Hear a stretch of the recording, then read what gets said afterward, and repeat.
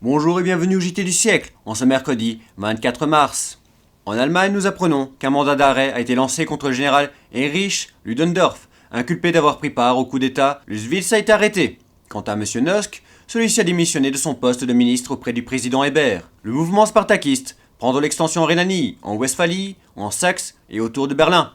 La capitale elle-même n'est pas totalement préservée du danger. Un de ses faubourgs est aux mains des armées rouges et un soviet s'y est installé. L'armée rouge est forte et bien outillée. Elle est encadrée par les officiers et les sous-officiers de carrière qui ne sont pas du tout socialistes. De véritables batailles ensanglantent les villes et les villages westphaliens, où l'on voit se renouveler les horreurs qui ont signalé ses débuts la seconde révolution russe.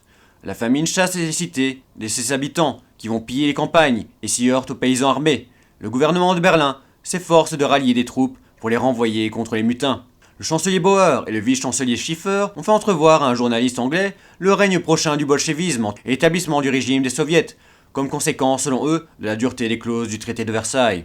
Les mineurs du bassin de la Ruhr ont déclaré qu'ils n'extrairaient plus de charbon pour les alliés. L'heure est venue pour les gouverneurs de Paris et Londres, non plus de parler, mais d'agir. C'est de l'une de ces deux capitales, et non de Berlin, qu'il sera mis fin au spartakisme allemand. C'était le JT du siècle, à la voix de notre histoire.